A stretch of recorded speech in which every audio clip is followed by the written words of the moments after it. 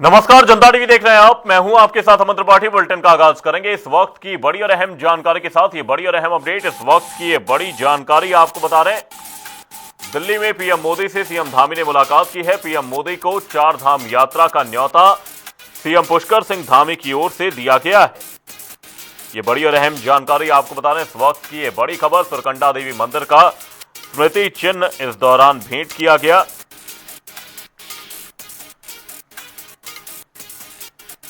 नमो Bharat train चलाने और defence hub की भी इस दौरान मांग की गई। मेरठ से हरिद्वार ऋषिकेश तक नमो भारत ट्रेन की मांग की गई। आपको बता दें, नमो भारत ट्रेन चलाने और डिफेंस हब की भी मांग की गई। दिल्ली देहरादून हाईवे का उद्घाटन करने के लिए भी प्रधानमंत्री मोदी इस दौरान पहुंच सकते हैं।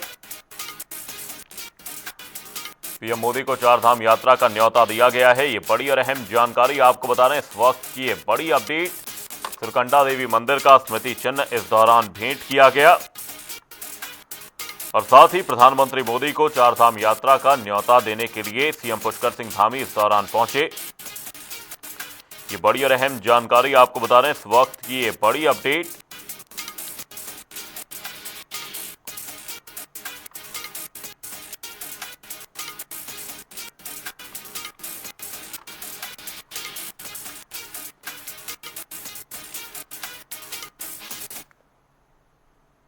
रुक करेंगे देहरादून से अगली बड़ी और अहम अपडेट की ओर। ये बड़ी और अहम जानकारी देहरादून से, ये बड़ी जानकारी सामने। उत्तराखंड में मंत्रियों को जिलों के प्रभार दिए गए हैं। ये बड़ी और अहम जानकारी सामने। इस वक्त की ये बड़ी अपडेट आपको बता रहे हैं।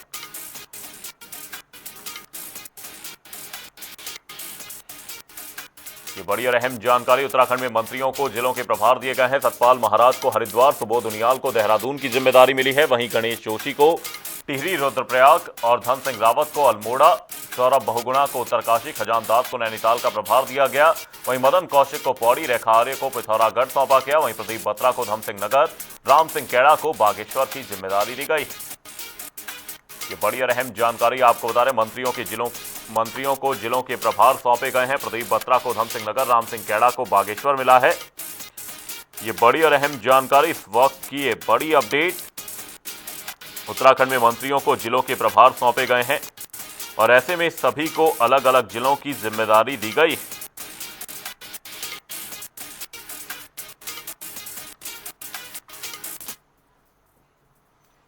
और रुक करेंगे हरिद्वार से अगली बड़ी और अहम अपडेट की ओर। ये बड़ी और अहम जानकारी, हरिद्वार में गैस कालाबाजारी पर बड़ा एक्शन लिया गया। ये बड़ी और अहम जानकारी आपको बता रहे हैं। इस वक्त की ये बड़ी अपडेट, गैस कालाबाजारी पर यह बड़ा एक्शन। 17 अवैध सिलेंडर जब्त किए गए और साथ ही आरोपी को इस दौरान गिरफ्तार किया गया है।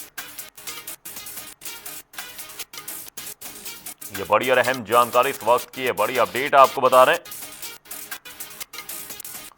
आरोपी को गिरफ्तार कर संबंधित धाराओं में मुकदमा दर्ज किया गया है। गैस की कालाबाजारी और अवैध भंडारण पर लगातार निगरानी जारी है। गैस कालाबाजारी पर यह बड़ा एक्शन लिया गया है। यह बड़ी और अहम जानकारी, इस वक्त की यह बड़ी अपडेट।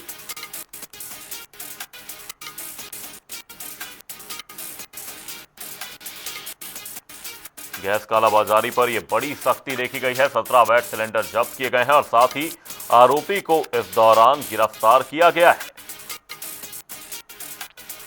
कालाबाजारी के खिलाफ सख्त अभियान के तहत ये छापेमारी की गई है। ये बड़ी और अहम जानकारी, आरोपी को गिरफ्तार कर संबंधित धाराओं में मुकदमा दर्ज किया गया है।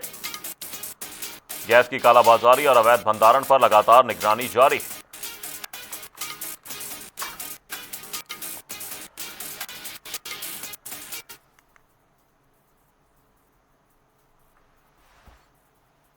हरिद्वार में गैस कालाबाजारी पर यह बड़ा एक्शन और बड़ी जानकारी आपको बता रहे हैं। 17 अवैध सिलेंडर जब्त किए गए। भीमताल विधायक राम सिंह कैड़ा के कैबिनेट मंत्री बनने के बाद पहली बार हल्द्वानी आगमन पर बीजेपी कार्यकर्ताओं ने भव्य स्वागत किया। ढोल नगाड़ों और आतिशबाजी के बीच उनका जोरदार अभिनंदन हुआ। साथ ही शहर में विशाल वाहन रैली भी निकाली गई। वहीं बीजेपी कार्यालय में आयोजित कार्यक्रम में नेताओं ने मुख्यमंत्री पुष्कर सिंह धामी और संगठन का आभार जताते हुए आगामी चुनाव में जीत का भरोसा जताया। वहीं मंत्री राम सिंह कैड़ा ने जनता और कार्यकर्ताओं का धन्यवाद करते हुए विकास कार्यों को आगे बढ़ाने का संकल्प लिया। नरेंद्र मोदी जी और पुष्कर धामी जी के नेतृत्व में लगातार जो विकास उत्तराखंड में हो रहा है, उस विकास को निरंतर हम आगे बढ़ाने का काम करेंगे। गांव-गांव तक, घर-घर तक, गली-गली तक, मोहल्ले-मोहल्ले तक हम विकास की योजनाओं को पहुंचाने का काम कर रहे हैं। और जो केंद्रीय नेतृत्व ने और पुष्कर धामी जी ने और प्रदेश के नेतृत्व ने मेरे पर जो भरोसा किया है, मैं अपनी पार्टी को गाँव-गाँव तक मजबूत करूँगा और अपने युवा साथियों के हित में, माताओं के हित में, प्रदेश के हित में और अपने पार्टी के हित में जो भी मुझसे हो पाएगा मैं रात दिन काम करूँगा। बहुत महत्वपूर्ण डिपार्टमेंट। देखिए, लगातार हमारी सरकार काम कर रही है। लगातार पुष्कर धामी जी के नेतृत्व में, नरेंद्र मोदी जी के नेतृत्व में जनता के हित में काम हो रहे हैं और उन्हीं के नेतृत्व में लगातार गांव-गांव तक विकास की योजनाएं जा रही हैं और हम निरंतर काम करते रहेंगे। बहुत अच्छा माहौल है। मैं शीर्ष नेतृत्व का धन्यवाद देना चाहूँगी, माननीय पुष्कर सिंह धामी जी का, माननीय महेंद्र भट्ट जी का, सभी शिक्षा जैसे सभी नेताओं का धन्यवाद देना चाहूँगी और सभी कार्यकर्ताओं का धन्यवाद कि आपने जो है माननीय विधायक जी को विधायक बनाया, उसके बाद ही क्या कहते हैं मंत्री बन पाए। बहुत बहुत धन्यवाद, सभी जनता का धन्यवाद। अच्छा, क्या लगता है भीमताल में, क्योंकि भीमताल में पहले केवल विधायक थे, बहुत सारे काम है, दूरस्थ क्षेत्र माना जाता है भीमताल, अब मंत्री बनने के बाद किस तरीके के काम क्षेत्र में होने हैं? नहीं, देखिए, दूरस्थ क्षेत्र माना जाता था, लेकिन जब से माननीय मंत्री जी विधायक बने थे तब से बहुत काम वहाँ पर हुए हैं। क्षेत्र में जो है बहुत से काम हुए, रोडों का जाल बिछा हुआ है और धीरे धीरे सारे काम होंगे और जनता का भी धन्यवाद देना चाहूँगी। थैंक यू आपका। आगामी 4 धाम यात्रा के तहत केदारनाथ धाम यात्रा की तैयारियों को लेकर विधायक आशा नौटियाल की अध्यक्षता में अहम बैठक आयोजित हुई। बैठक में डीएम विशाल मिश्रा और एसपी निहारिका तोमर सहित कई विभागीय अधिकारी मौजूद रहे। विधायक ने बढ़ती श्रद्धालुओं की संख्या को देखते हुए व्यवस्थाओं को और मजबूत करने के निर्देश दिए। वहीं प्रशासन ने जनप्रतिनिधियों और व्यापारियों से सुझाव लेकर यात्रा को सुरक्षित और सुगम बनाने पर जोर दिया। केदारनाथ यात्रा 2026, जिसमें हमारे समस्त अधिकारी आज यहाँ पहुँचे हुए हैं। जिला अधिकारी महोदय की उपस्थिति में बहुत सारे हमारे जो व्यवसायी हैं, वो भी घोड़े खच्चर, छोटी दुकानें, होटल व्यवसाय, तमाम लोग यहाँ आए हुए हैं और सबके महत्वपूर्ण सुझाव बैठक में आए। विभागीय अधिकारियों ने भी अपनी समस्याएं यहाँ पर बताई कि रोड, जैसे एनएच के संबंध में, हमारा जो पैदल रोड है उसके संबंध में, तो यहाँ पे चर्चा हो चुकी है, काफ़ी चर्चा हो गई और काफ़ी हद तक हम लोग यात्रा के लिए, यात्रा सुव्यवस्थित हो, सुगम हो, सरल हो, उसके लिए यहाँ पे काफ़ी चीज़ों पर हम लोगों ने चर्चा कर दी है।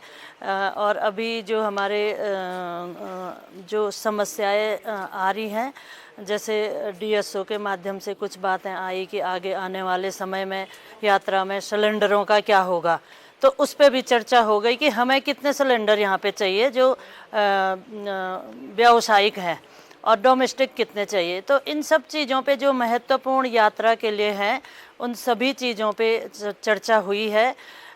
तो बहुत अच्छी बैठक रही और मैं सभी का धन्यवाद भी करती हूँ कि सबने अपने महत्वपूर्ण सुझाव भी दिए और अधिकारियों ने अपने जो सवाल आए उनके उत्तर भी बहुत अच्छे ढंग से दिए हैं। आज यहाँ ऊखीमठ ब्लॉक के सभागार में सभी स्टेक होल्डर्स के साथ एक बैठक आयोजित की गई और इसमें सभी विभाग भी रहे हैं। सभी की समस्याओं को सुना गया है। जिन विभागों ने जो कार्य किए हैं उनकी प्रगति आख्या भी ली गई है। जनता की बहुत सी समस्याएं आई हैं, बहुत से सुझाव आए हैं, उनके विषय में कार्रवाई भी की जाएगी और सभी विभागों को एक टाइमलाइन बना करके अपना रिपोर्ट कार्ड देने के लिए कहा है, समय समय मॉनिटरिंग के लिए कहा है। प्रत्येक 3 दिन में 7 दिन में हम लोग इसकी मॉनिटरिंग करेंगे।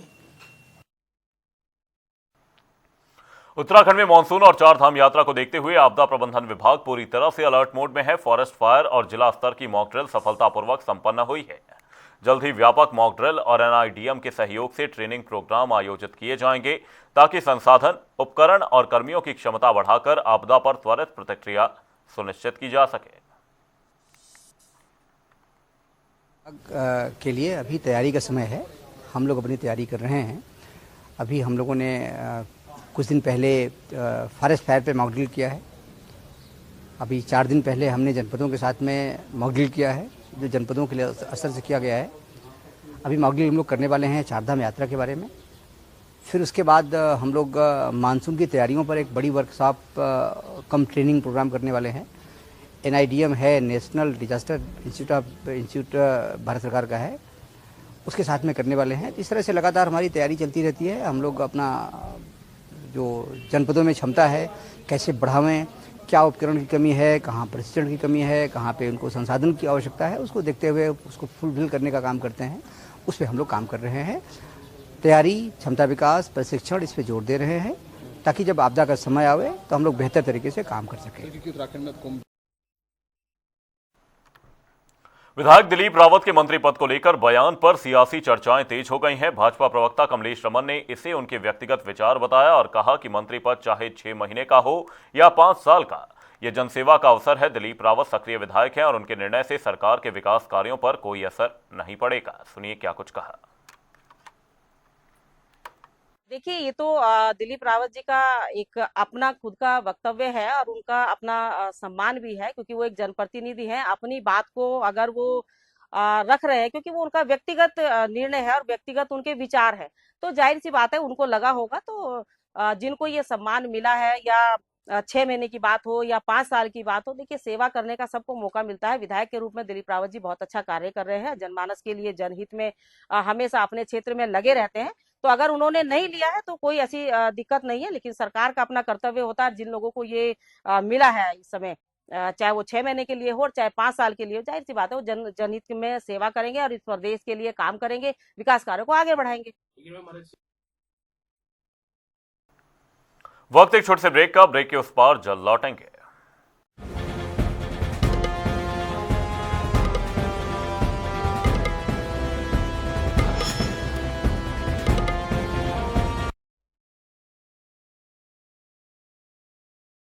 बिजली सिर्फ रोशनी नहीं, सफर है अंधेरे से उजाले का। हौसला है किसानों का, भरोसा है मेहनत कशों का, उम्मीद है, सुकून है, जिस पर अधिकार है पंजाब के हर वासी का। इसीलिए पंजाब सरकार ने 600 यूनिट तक बिजली मुफ्त देने का फैसला किया। नतीजा 90% घरों को मुफ्त बिजली मिली। शानदार 4 साल भगवंत मान देना।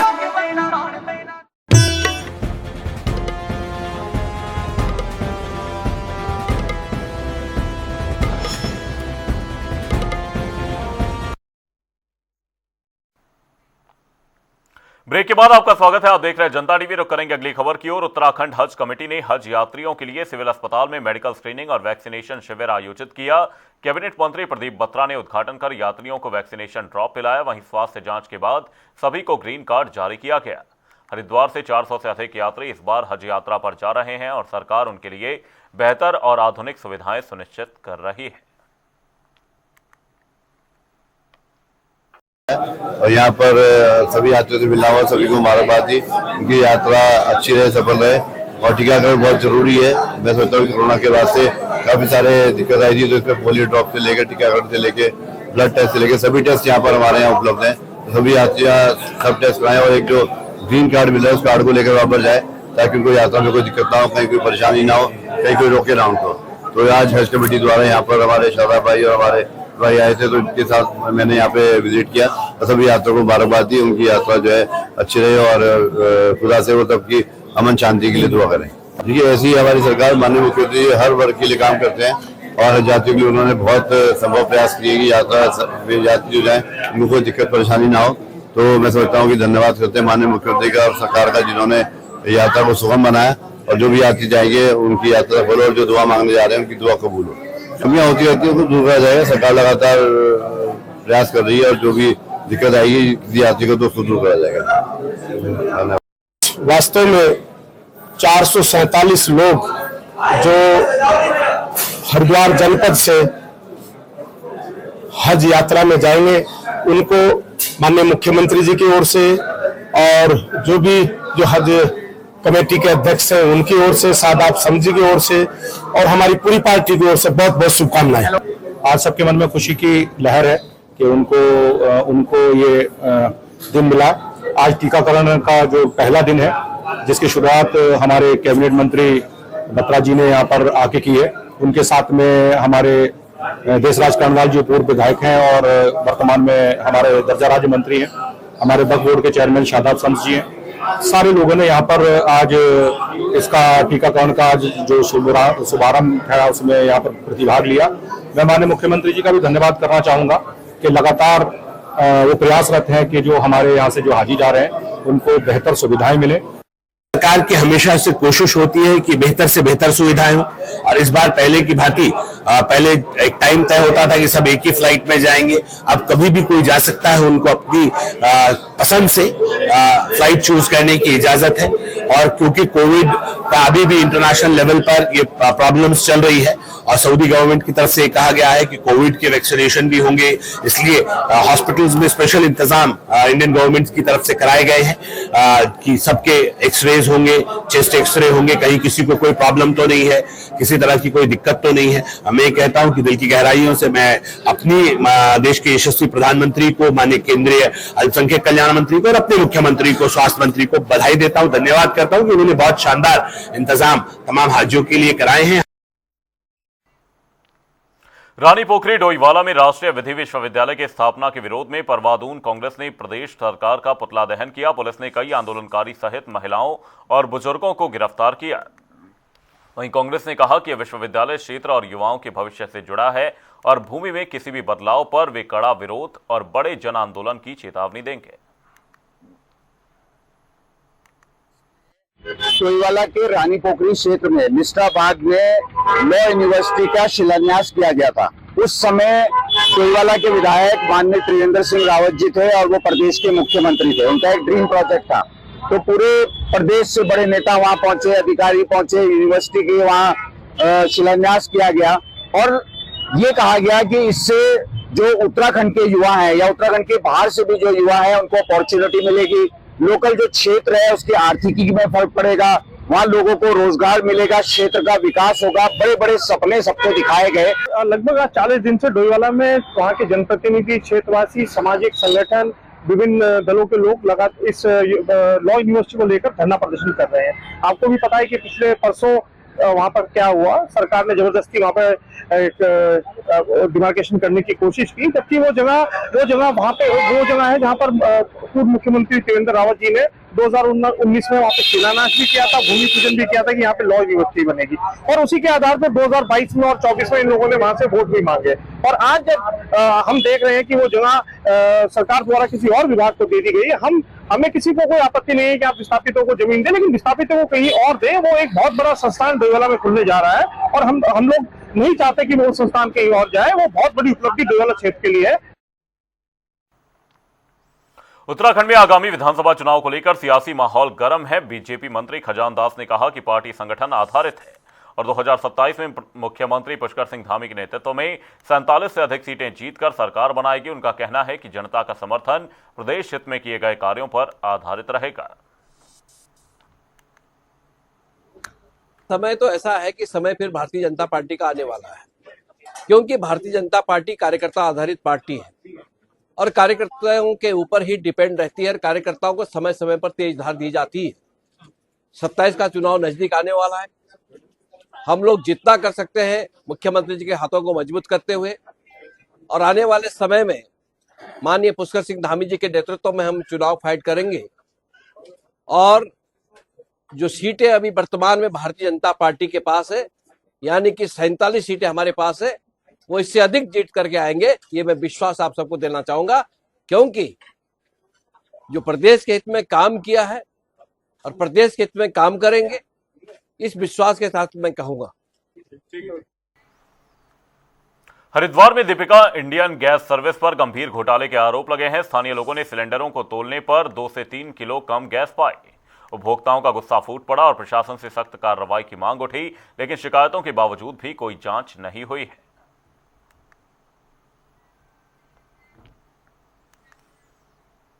देहरादून में घरेलू एलपीजी गैस का संकट अब पूरी तरह से खत्म हो गया है। मुख्यमंत्री पुष्कर सिंह धामी की लगातार मॉनिटरिंग और जिला प्रशासन की सख्ती के बाद गैस आपूर्ति व्यवस्था पटरी पर लौट आई है। अब शहर में उपभोक्ताओं को घर घर गैस की होम डिलीवरी सुनिश्चित की जा रही है, जिससे लोगों को राहत मिली है। प्रशासन ने गोदाम से सीधे वितरण पर रोक लगाते हुए क्यूआरटी टीमों के जरिए निगरानी बढ़ा दी है। इसके साथ ही सभी 70 गैस एजेंसियों पर लगातार निरीक्षण किया जा रहा है, जिससे सप्लाई चेन मजबूत बनी हुई है और उपभोक्ताओं को समय पर गैस उपलब्ध हो रही है। इस कार्रवाई के बाद शहर में स्थिति पूरी तरह से सामान्य हो गई है। की वितरण व्यवस्था के लिए हमने 4 चरणों पे काम कर रहे हैं। एक तो जो गैस की बुकिंग है कंज्यूमर्स वो सरलता से कर पाएँ, इस पे काम किया गया है। और इसके बाद जो है जो हमारे जनपद में 70 गैस एजेंसियाँ हैं उनके माध्यम से जिलाधिकारी महोदय देहरादून के निर्देशों पर 30 अधिकारियों की माइक्रो लेवल पर एजेंसी वार ड्यूटी लगाई गई है और वो ये सुनिश्चित करा रहे हैं कि कोई भी गैस एजेंसी पर गोदाम पर गैस का वितरण ना हो, कंज्यूमर्स को उनके जो है गैस गोदाम तक ना आना पड़े। और तीसरे लेवल पे हम तेल कंपनियों के अधिकारियों से निरंतर और प्रतिदिन समन्वय स्थापित करते हुए अधिक से अधिक गैस की आपूर्ति कर रहे हैं। और इस चौथे चरण में हम जो कंज्यूमर्स जो लोग घरेलू गैस का कहीं पर दुरुपयोग करते पाए जा रहे हैं उन पर हम कार्रवाई कर रहे हैं। और इसी चरण में हमने जो है 2 गैस एजेंसियों के विरुद्ध मुकदमा दर्ज किया है जो निर्देशों का पालन नहीं कर रही थी, और साथ ही 3 जो है अलग अलग क्षेत्रों में 3 लोगों के खिलाफ उसमें मुकदमा दर्ज किया और उनके बड़े लेवल पे जो है उनके पास जो है सिलेंडर जब्त किए हैं। और जो भी जहाँ भी घरेलू गैस सिलेंडर का दुरुपयोग जो है होते पाया जा रहा है उनको भी जो है सीज़ किया जा रहा है। और इस प्रकार जो है जनपद देहरादून में गैस की स्थिति पर लगातार निगरानी की जा रही है, उस पर वितरण पर और आपूर्ति पर, और अधिक से अधिक गैस की जो है वो सरलता से जो है कंज्यूमर्स को उपलब्ध हो जाए, इस पर काम किया जा रहा है।